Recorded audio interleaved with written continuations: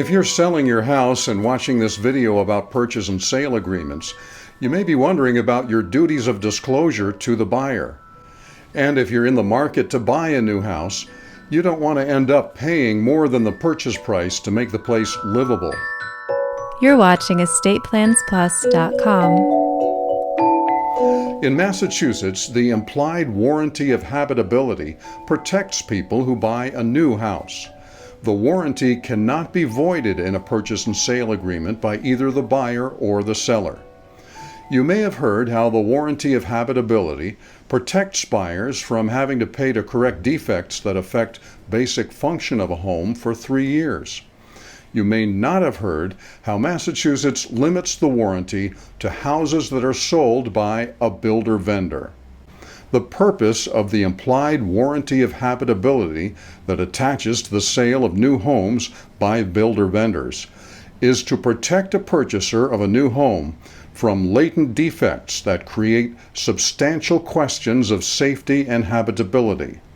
A home that is unsafe because it deviates from fundamental aspects of the applicable building codes, or is structurally unsound, or fails to keep out the elements because of defects of construction, would breach the implied warranty. After watching this video, you may want to call your real estate attorney and take time to talk about what you're looking for in your home search.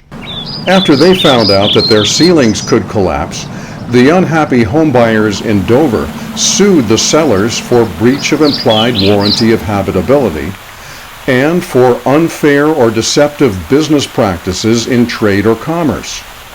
The buyers won a jury verdict with interest plus attorney fees that totaled almost what they had paid for the house. And what is it that persuaded the jury to hold against your client in terms of that quantum of evidence going over to business? The jury conflated of apartment rentals and the business of masonry construction with what occurred at this property.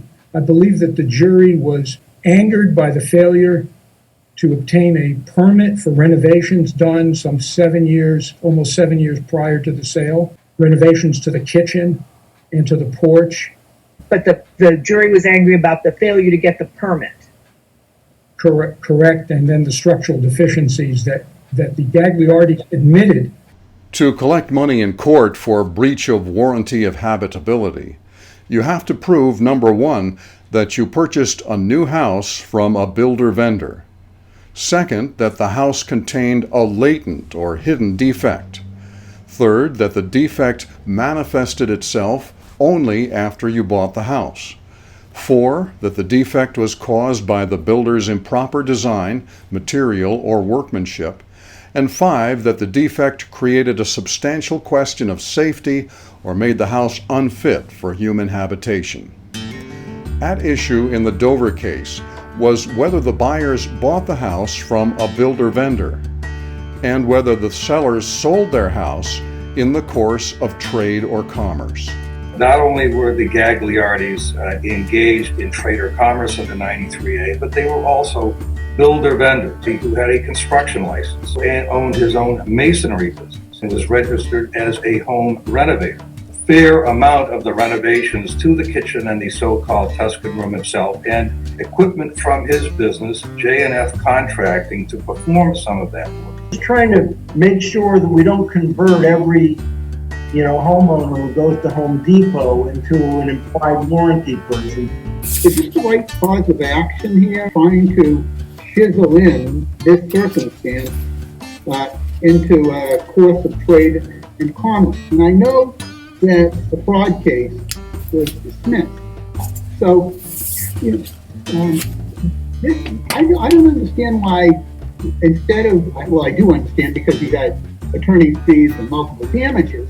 There was $1 million judgment plus attorney fees, but was the buyer's attorney hearing the judges repeat the requirement that sellers had to be in the business of selling houses? They changed homes approximately 4 or 5 times. They lived in 2 of the rental properties, which they renovated. Then they use the equity in those rental properties to acquire a commercial property. They use the equity to acquire the Dover property, which they did live in. And Is that different from a normal people who are successful in the world and they're making a little money and they're buying a little bigger house?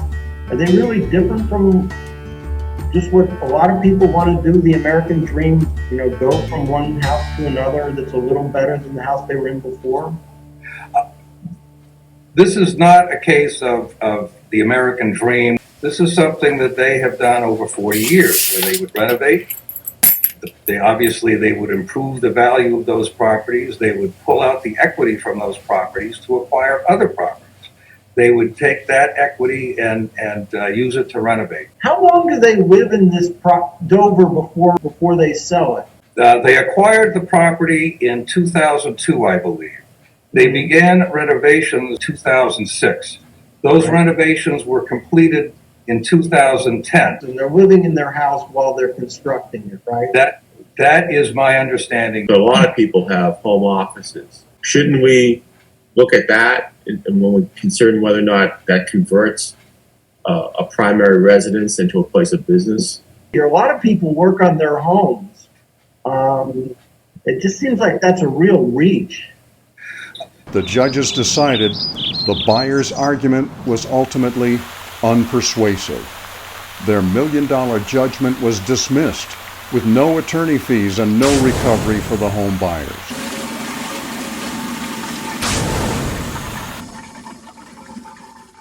The sellers were not real estate professionals, unlike a real estate broker who could be sued for unfair business practices and deceptive trade or commerce.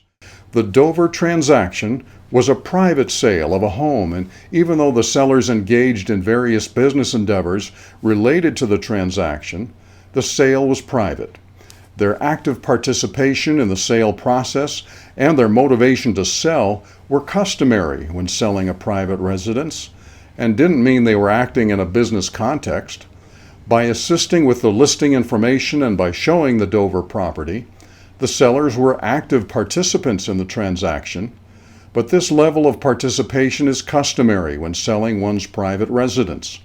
Moreover, although the motivation in renovating and selling the Dover property was the same as with their other properties, to generate wealth, in the context of selling a residential property that has been lived in for about a decade, this does not tip the scales toward bringing the transaction out of the private realm. Hoping to make a profit by selling a property that one has lived in for many years after making renovations or other improvements is simply a typical process that many homeowners undertake. There's millions of homes in Massachusetts. People make improvements when they go to sell, when they're about to sell their home all the time. Paint the house, remodel a bathroom. I don't think that the fact that improvements are made here, that necessarily converts the sale of a home into a business. The court found this is in stark contrast to flipping a house, where a seller purchases a property, renovates it, and may incidentally live at the property during the period before they are able to sell the property, but where it's evident that the house is not intended as the flipper's long-term residence. So a house flipper might be sued for unfair or deceptive trade or commerce. And it may be possible to sue a builder-vendor, even if the constructed home has been lived in during the time between the completion of construction and the sale of the home. But in the Dover case, the sellers had lived in the house for a decade. The case ended as it began, with a purchase and sale agreement that released the sellers from all liability for defects in the house they sold. Would this have ended differently if the buyers better understood their responsibilities and rights going into the transaction? Leave a comment below to let us know what you think.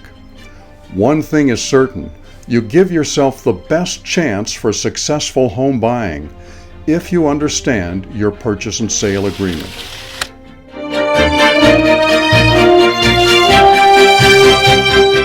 I just want to get back to one thing. Your time is running out, so be quick, please. All right. We don't believe that there's any legal floodgates that are going to, litigation floodgates that are going to be open here, because a plaintiff is going to have to demonstrate each and every factor for breach, for example, of 93A or violation of 93A or a breach of the implied warranty. Builder vendor, causation, damages, statute of limitations, statute of repose. Thank you. Thank you, Mr. McGlynn.